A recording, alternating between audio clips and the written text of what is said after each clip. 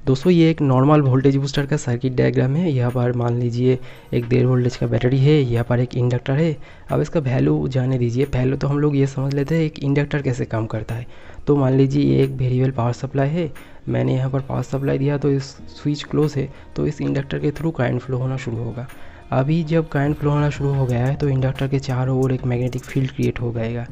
अब magnetic field जब create होगा तो मैंने यहाँ पर से जब करंट को इंक्रीज़ करूँगा तो इस इंडक्टर के थ्रू ये करंट नहीं बढ़ेगा, बहुत धीरे से बढ़ेगा।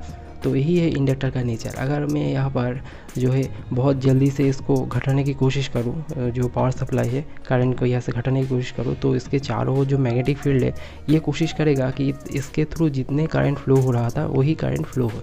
मतलब ये इंडक्टर कुछ इस तरीके का है कि ये नहीं चाहता चीज़ों को परिवर्तन, ये नहीं चाहता मतलब करंट बहुत जल्दी से बढ़े या पर जल्दी से घटे, ये ऐसा नहीं करने देगा। अभी क्या होता है देखिए। तो अभी मान लीजिए ये सर्किट डायग्राम में ये जो स्विच है ये क्लोज है, ये बहुत जल्दी से अगर इस तरीके से ओपन हो जाए तो ये देखिए इस सर्किट में देखिए, अगर ये बहुत जल्दी से ओपन हो जाए तो करंट यहाँ से फ्लो होना शुरू हो जाएगा डायोड के थ्रू। अब डायोड यहाँ पर क्योंकि फॉरवर्ड बायस्ड है तो करंट यहाँ से फ्लो होगा लेकिन रिटर्न नहीं आएगा, और ये स्विच हमारा ओपन है तो ये जो चार्ज कैपेसिटर में जमा होगा और यहाँ पर करंट हमारा जीरो हो जाएगा। उस वक्त यहाँ पर का इंडक्टर में जो ऊपर की तरफ जो मैग्नेटिक फील्ड क्रिएट हो गया था ये टूट पड़ेगा इस इंडक्टर के ऊपर, मतलब कोलैप्स हो जाएगा। तो इसकी वजह से यहाँ पर एक हाई वोल्टेज क्रिएट हो जाएगा क्योंकि ये एक इंडक्टर है। तो इसी वजह से हमें ये डायोड के थ्रू फिर से एक वोल्टेज देखने को मिलेगा और वो हाई वोल्टेज होगा। ये 1.5 वोल्टेज, वैसे तो ये बैटरी का 1.5 वोल्टेज है और यहाँ पर जो मैग्नेटिक फील्ड कोलैप्स होने की वजह से जो वोल्टेज क्रिएट होगा, इन दोनों का एडिशन आप लोगों को यहाँ पर देखने को मिलेगा। और ये मतलब जितने जल्दी से आप ये चीज़ करोगे, मतलब ये ऑन ऑफ वाले चीज़ जितने जल्दी से आप करोगे तो आपको उतना वोल्टेज यहाँ पर देखने को मिलेगा। तो यही चीज़ को हम अगर मैथमेटिकली समझने की कोशिश करें तो मान लीजिए यहाँ पर एक मैंने कैलकुलेशन किया है, तो इस कैलकुलेशन को थोड़ा देखिए। अभी मान लीजिए यहाँ पर इंडक्टर का वैल्यू 10 माइक्रो हेनरी है।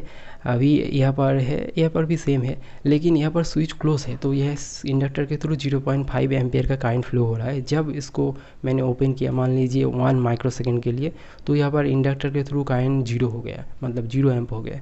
तो इसी को मैंने यहाँ पर लिखा है। तो अब जो हमारा फैराडे का लॉ है ये कहता है कि VL, ये VL जो है वोल्टेज L, ये इंडक्टर के थ्रू मैंने जो बोला है कि मैग्नेटिक फ्लक्स यहाँ पर जो टूट पड़ने की वजह से यहाँ पर जो वोल्टेज क्रिएट हुआ है उसी वोल्टेज को हम इस VL से डिनोट करते हैं।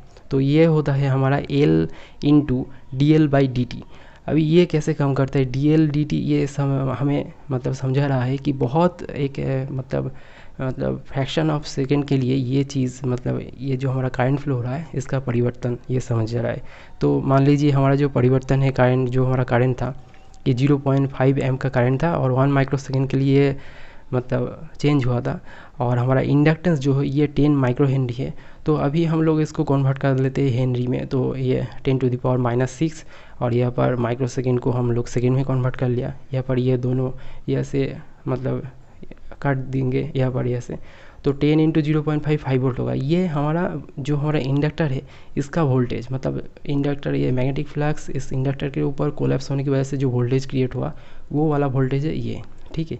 अब ये वोल्टेज अगर हमारा 1.5 वोल्टेज के बैटरी से मतलब एडिशन होगा तो ये मतलब 6 वोल्टेज के ऊपर चला जाएगा। तो इसी तरीके से एक वोल्टेज बूस्टर काम करता है। अब ये प्रोसीड्यूर तो मैंने एक और दो स्टेप में समझा है। अभी समझिए कि ये 2 स्टेप एक ट्रांजिस्टर कितने मतलब लाखों बार ये चीज़ करता है, तो यहाँ पर हमें उतनी ही हाई वोल्टेज देखने को मिलता है।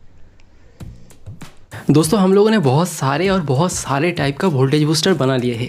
तो हम आज देखेंगे कि एक प्राइमरी जो एकदम बेसिक लेवल का एक वोल्टेज बूस्टर है वो ठीक किस तरीके से काम करता है। तो देखिए इसमें कुछ नहीं लगा है, एक कैपेसिटर, एक डायोड, एक स्विच और एक इंडक्टर। अभी ये किस तरीके से लगा है आप लोग देख सकते हैं, आपके सामने ही है। अभी मैं मल्टीमीटर का 2 प्रोब को इस कैपेसिटर के साथ कनेक्ट कर दिया क्योंकि ये कैपेसिटर ही हमारा लोड मान सकते हैं। तो इस तरीके से मैं स्विच को दबा रहा हूँ तो देखिए किस तरीके से ये वोल्टेज अप हो रहा है मल्टीमीटर पर, आपके सामने ही है। अभी आप लोग मल्टीमीटर में क्लियरली देख सकते हैं कितने ज़्यादा वोल्टेज जमा हो चुके हैं। तो इससे एक LED तो ग्लो होना ही चाहिए। तो देखिए मैं एक LED को ले लिया है। अब दोस्तों इस सर्किट में हम लोग इस मैनुअल स्विच की जगह एक ट्रांजिस्टर को लगा देते हैं। NPN ट्रांजिस्टर हम यूज़ करेंगे, PNP ट्रांजिस्टर या फिर MOSFET भी यूज़ कर सकते हो, N चैनल या फिर P चैनल। पर यहाँ पर मैं एक BC547 ट्रांजिस्टर को लगाऊंगा। लेकिन इस ट्रांजिस्टर को चलाने के लिए हमें इंडक्टर को थोड़ा अपडेट करना होगा। अब इंडक्टर को अपडेट करने के लिए मैंने एक, अब दोस्तों मैंने यहाँ पर एक 30 गेज का इनामेल कॉपर वायर को लिया है और इस इंडक्टर के ऊपर मैं इसके ऊपर 20-25 टान मारूंगा। तो अभी इसी तरीके से हमारे इंडक्टर में 2 कॉइल हो गया। दोनों कॉइलों में से फर्स्ट कॉइल का लास्ट टर्मिनल और सेकेंड कॉइल का फर्स्ट टर्मिनल को मैंने एक साथ कनेक्ट कर दिया। ये एक BC547 NPN ट्रांजिस्टर है। अभी हम लोग इस इंडक्टर को सर्किट के साथ जोड़ देते हैं। इंडक्टर का जो कॉमन हिस्सा था, मतलब हम दोनों कॉइल का जो कॉमन बनाया था एक हिस्से को, वह पर हम लोग पॉजिटिव पावर सप्लाई देंगे और दोनों टर्मिनल में से एक टर्मिनल में हम ट्रांजिस्टर के बेस के साथ कनेक्ट करेंगे। लेकिन उससे पहले एक 100 ओम का रेजिस्टर बेस के साथ लगा देंगे ताकि हमारा ट्रांजिस्टर खराब ना हो जाए। और हमारा कैपेसिटर और डायोड का कनेक्शन पहले जैसा था वैसा ही होगा। तो हम लोग एक छोटे से तार की मदद से इस ट्रांजिस्टर में पॉजिटिव पावर सप्लाई देंगे और ये हम देंगे इंडक्टर का जो एक सिंगल तार रह गया था उससे देंगे, या फिर डायोड का जो निचले वाला हिस्सा था, मतलब पॉजिटिव वाला हिस्सा था, वहाँ से देंगे। तो दोस्तों हमारा कनेक्शन जो है सर्किट का पूरी तरीके से हो गया है। आप लोग अगर ध्यान से देखोगे तो आपको पता चलेगा ये एक्चुअली में एक जूल थिप जैसा ही दिख रहा है। अभी हम लोग मल्टीमीटर का दोनों प्रोब को इस कैपेसिटर के दोनों लेग के साथ कनेक्ट कर देंगे। आप लोग इसको मान लीजिए ये एक लोड पिन है। तो यहाँ पर आप लोग वोल्टेज जो इंक्रीज़ हो रहा है ये आपके सामने ही होगा। मैं एक 1.5 वोल्टेज का बैटरी को इसके साथ कनेक्ट कर रहा हूँ। देखिए कितने फास्ट ये ट्रांजिस्टर स्विचिंग करेगा, तो ये वोल्टेज किस तरीके से अप हो रहा है।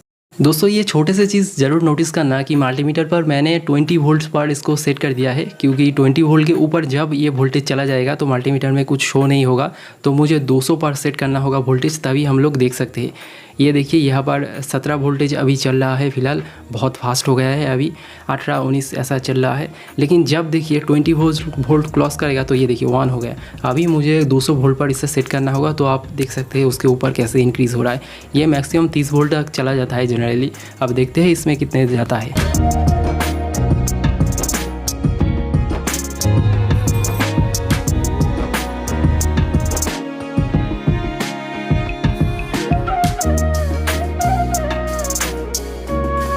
तो 30 वोल्ट तक तो नहीं जा पा रहा है, क्योंकि मेरा जो बैटरी है ये बहुत ज़्यादा ड्रेन हो चुका है। ये लगभग 1 वोल्टेज का है शायद।